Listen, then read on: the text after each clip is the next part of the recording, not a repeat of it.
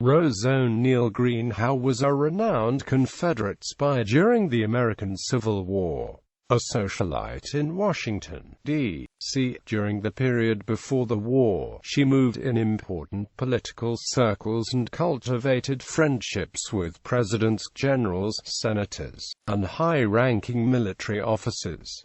She used her connections to pass along key military information to the Confederacy at the start of the war. In early 1861, she was given control of a pro-Southern spy network in Washington, D.C. by her handler, Thomas Jordan, then a captain in the Confederate Army. She was credited by Jefferson Davis, the Confederate president, with ensuring the South's victory at the First Battle of Bull Run in late July 1861. Captured in August, Greenhow was subject to house arrest, found to have continued her activities in 1862 after an espionage hearing. She was imprisoned for nearly 5 months in Washington, D.C. Deported to the Confederate States, she traveled to Richmond, Virginia and new tasks. Running the blockade, she sailed to Europe to represent the Confederacy in a diplomatic mission to France and Britain from 1863 to 1864. In 1863, she also wrote and published her memoir in London, which was popular in Britain. After her returning ship ran aground in 1864 off Wilmington, North Carolina, she drowned when her rowboat overturned as she tried to escape a Union gunboat.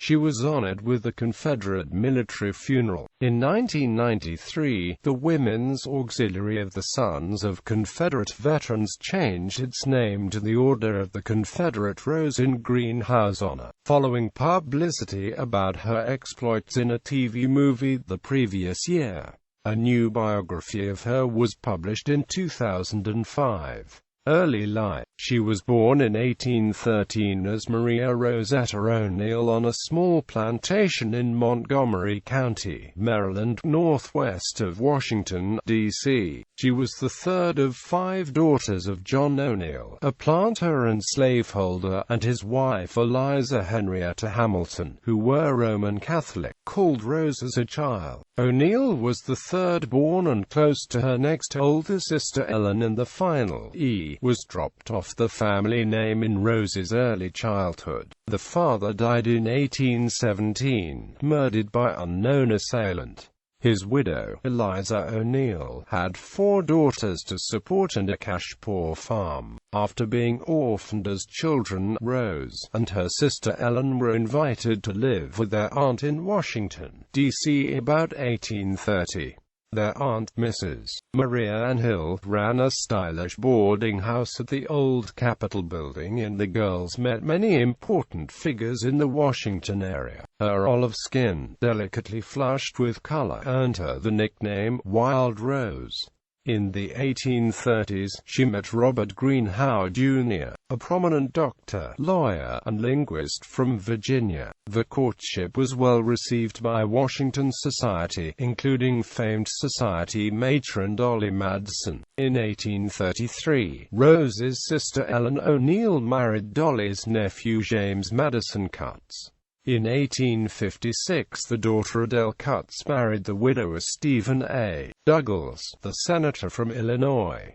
Marriage and family. In 1835, Rose married Dr. Robert Greenhow, Jr., with Dolly's blessing, and by the 1850s had long been an established socialite in the Capitol. Robert Greenhow worked at the U.S. Department of State.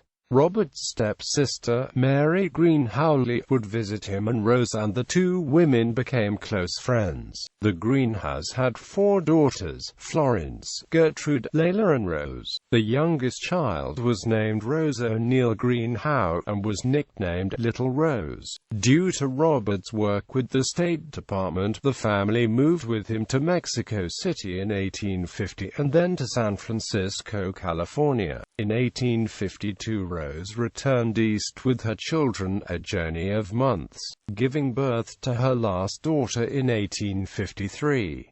Her husband died in an accident in San Francisco in 1854. Being a widow did not disrupt Greenhow's popularity in the capital. A short time later, their oldest child Florence married Seymour Treadwell Moore, a West Point graduate, career Army officer and Mexican War veteran. They moved west to Ohio.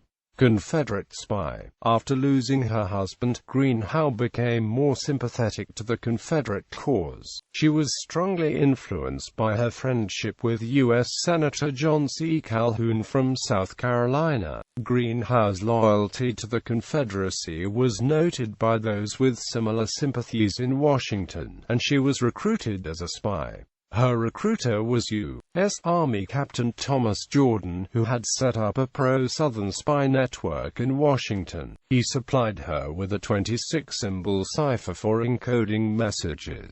After passing control of the espionage network to Greenhow, Jordan left the U.S. Army, went south, and was commissioned as a captain in the Confederate Army.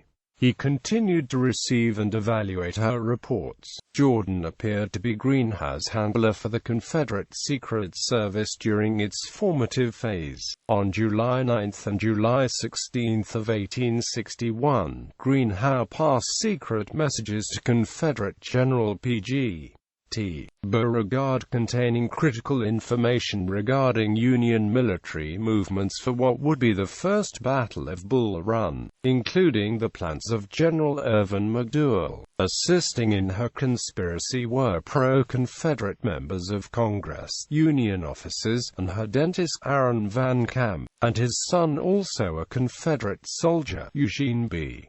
Van Camp. Confederate President Jefferson Davis credited Greenhow's information with the Confederates securing victory at Manassas over the Union Army on July 21. After the battle, she received the following telegram from Jordan: "Our President and our General direct me to thank you. We rely upon you for further information.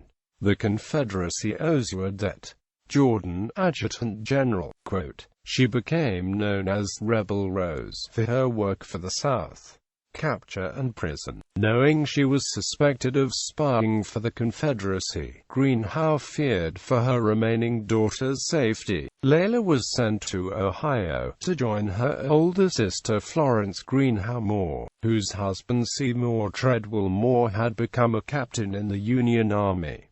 Only little Rose stayed with Greenhow in Washington. Alan Pinkerton was made head of the recently formed Secret Service, and one of his first orders was to watch Greenhow. Because of her wide circle of contacts on both sides of the sectional split, due to the activities of visitors, he arrested her and placed her under house arrest at her 16th Street residence, along with one of her couriers, Lily Mackle. His agents traced other leaked information to Greenhow's home. While searching her house, Pinkerton and his men found extensive intelligence materials left from evidence she tried to burn, including scraps of coded messages, copies of what amounted to 8 reports to Jordan over a month's time, and maps of Washington fortifications and notes on military movements. The materials included numerous love letters from the abolitionist Republican U.S. Senator Henry Wilson from Massachusetts. She considered him her prize source, and said he gave her data on the number of heavy guns and other artillery in the Washington defenses.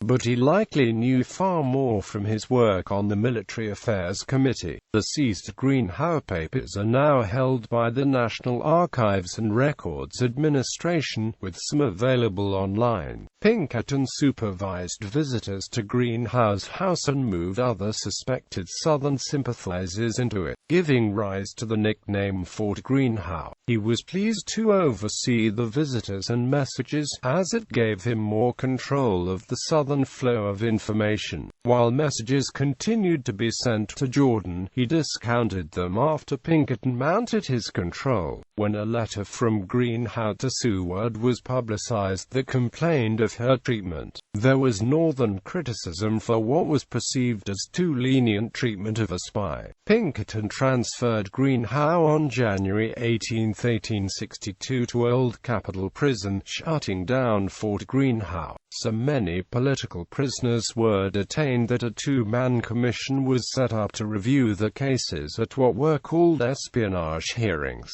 Greenhow was never subjected to trial. Her youngest daughter, Little Rose, then 8 years old, was permitted to stay with her. Greenhow continued to pass along messages while imprisoned.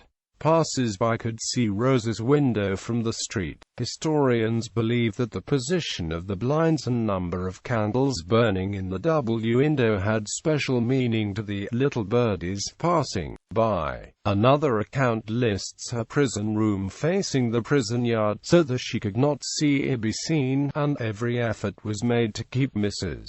Greenhow away from the windows. Greenhow also on one occasion flew the Confederate flag from her prison window. International acclaim. On May 31, 1862, Greenhow was released without trial on condition she stay within Confederate boundaries. After they were escorted to Fortress Monroe at Hampton Roads, she and her daughter went on to Richmond, Virginia, where Greenhow was hailed by Southerners as a heroine.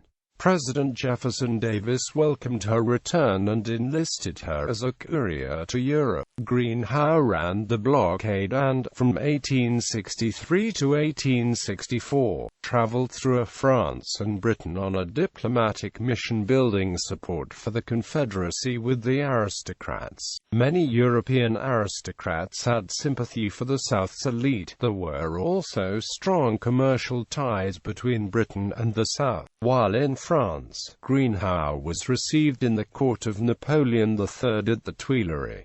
In Britain, she had an audience with Queen Victoria. Greenhow met and in 1864 became engaged to Granville Levison Gower, 2nd Earl Granville. The details of her mission to Europe are recorded in her personal diaries, dated August 5, 1863, to August 10, 1864, when she wrote, "A sad sick feeling crept over me, of parting perhaps forever, from many dear to me. A few months before I had landed a stranger, I will not say in a foreign land, for it was the land of my ancestors, and many memories twined around my heart when my feet touched the shores of merry England, but I was literally a stranger in the land of my fathers, and a feeling of cold isolation was upon me." 2 months after arriving in London, Greenhow wrote her memoir titled My Imprisonment in the First Year of Abolition Rule at Washington. She published it that year in London and it sold well in Britain. Death. On August 19, 1864, Greenhow left Europe to return to the Confederacy, carrying dispatches. She traveled on the Condor, a British blockade runner. On October 1, 1864, the Condor ran aground at the mouth of the Cape Fear River near Wilmington, North Carolina, while being pursued by a Union gunboat, Niffen. Fearing capture and re-imprisonment, Greenhow fled the grounded ship by rowboat. A wave capsized the rowboat, and Greenhow drowned. She was weighed down by $2,000 worth of gold sewn into her underclothes and hung around her neck. Returns from her memoir royalties. When Greenhow's body was recovered from the water near Wilmington, searchers found a small notebook and a copy of her book Imprisonment hidden on her. Inside the book was a note meant for her daughter, Little Rose. She was honored with a military funeral in Wilmington, North Carolina, and the Ladies' Memorial Association, in 1888, marked her grave with a cross that read Mrs. Rose O'Neal Greenhow. a bearer of dispatches to the Confederate government. Legacy. Since the mid-20th century, 2 biographies have been published about Greenhow, and her work was included in a 1996 book about the role of military intelligence during the war. Greenhow was a featured character played by Nina Fock in an episode of the 1961 NBC TV series The Americans, The Rebellious Rose. Greenhow's exploits were dramatized in the 1992 television film The Rose and the Jackal, in which she was played by Madeline Smith. In 1993, the Women's Auxiliary of the Sons of Confederate Veterans changed its name to the Order of the Confederate Rose in her honor. In the Pinkertons episode, The Better Angels of Our Nature, Greenhow's daughter is about to publish a scandalous biography of her late mother. The book's publisher is murdered in an attempt to steal the manuscript.